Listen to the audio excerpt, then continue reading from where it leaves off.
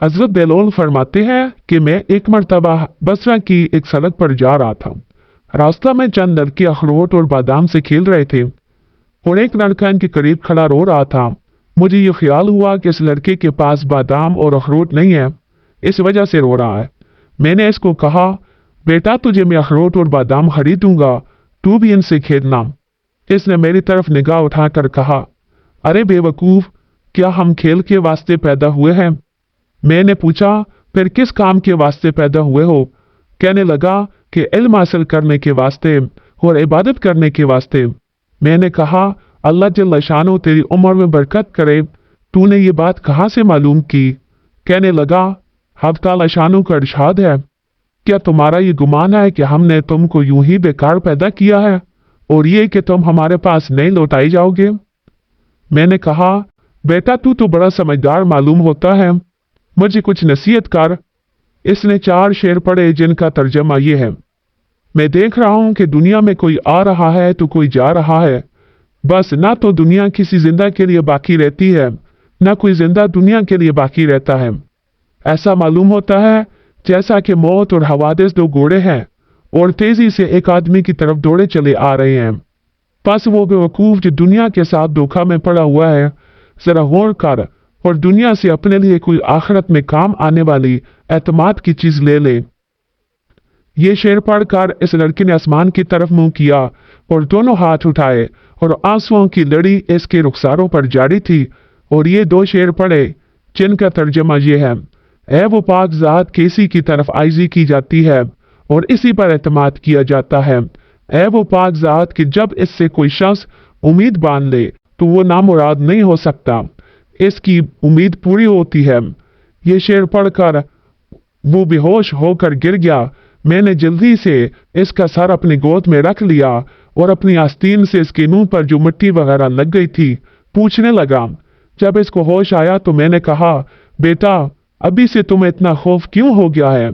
अभी तो तुम बहुत छोटे हो, अभी तुम्हारे नामा अमाल में कोई गुनाह न लिखा जाएगा।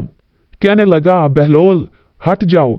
मैंने अपनी वालदा को हमेशा देखा कि जब वो आग जलाना शुरू करती है तो पहले छोटी छोटी लकड़ियां ही चूल्हे में रखती है, इसके बाद बड़ी लकड़ियां रखती है। मुझे ये डर है कि कहीं जहन्नम की आग में छोटी लकड़ियों की जगह मैं न रख दिया जाऊं। मैंने कहा, साहबजादा तुम तो बड़े हकीम मालूम होते हो, मुझे कोई नसीहत करो। लड़के ने इस पर ये शेर पढ़े जिनका तर्जमा है, मैं गफलत में पड़ा रहा और मौत को हाँकने वाला मेरे पीछे पीछे मौत को हाँके चला आ रहा है। अगर मैं आज न गया तो कल जरूर चला जाऊंगा। मैंने अपने बदन को अच्छे अच्छे और नरम नरम लिबास से आरास्ता किया, हालांकि मेरे बदन के लिए कब्र में जाकर गुलने और सड़ने के सिवा कोई चारा नहीं।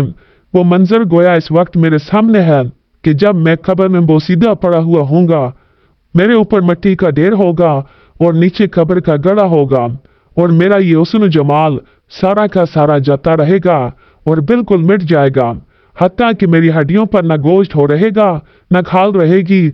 मैं देख रहा हूँ कि उम्र तो खत्म होती जा रही है और आरजुएं हैं कि पूरी नहीं होती और बड़ा तवील सफर सामने है और तोशा जरा सा भी साथ नहीं। और मैंने खुल्लम खुल्ला गुनाहों के साथ अपने निगहबान और मुहाफिज का मुकाबला किया और बड़ी बुरी हरकतें की हैं जो अब वापस भी नहीं हो सकती। और मैंने लोगों से छुपाने के लिए पर्दे डाले कि मेरा ऐब किसी पर ज़ाहिर ना हो, लेकिन मेरे जितने मख्फी गुनाह हैं वो कल को इस मालिक के सामने जाहिर होंगे। इसमें शक नहीं कि मुझे इसका खौफ जरूर था, लेकिन मैं इस पर एतमाद करता रहा कि वो बड़ा गफूर रहीम है, इसके सिवा कौन माफ़ी दे सकता है। बेशक तमाम तारीफें इस पाक ज़ात के लिए हैं। अगर मौत की और मरने के बाद गलने और सड़ने के सिवा कोई दूसरी आफत ना भी होती और मेरे रब की तरफ से जन्नत का वादा और दोज़ख की वईद ना भी होती, तब भी मरने और सड़ने ही में इस बात पर काफी तंबीह मौजूद थी कि लहूलाब से एतराज किया जाता। लेकिन क्या करें, हमारी अकल ज़ैल हो गई। काश गुनाहों का बख्शने वाला मेरी मफरत कर दे। जब किसी गुलाम से कोई लफ्जिश होती है तो आका ही इसको माफ करता है। बेशक मैं बदतरीन बंदा हूँ जिसने अपने मौला के अहद में खयानत की, और नालायक गुलाम ऐसे ही होते हैं कि इनका कोई कौल करार मोतबर नहीं होता।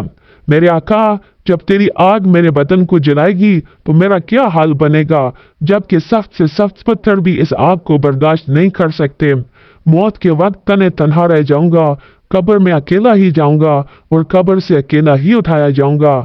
بس اے وہ پاک ذات جو خود اکیلی ہے، وحدہ لا شریک ہے، ایسے شخص پر رحم کر جو بالکل تنے تنہا رہ گیا۔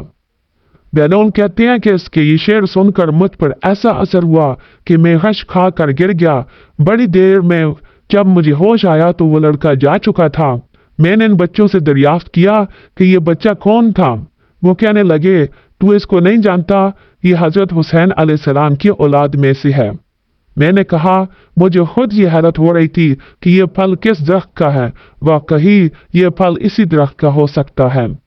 اللہ تعالی شانہ ہمیں اس خاندان کی برکتوں سے فائدہ اٹھانے کی توفیق عطا فرمائے۔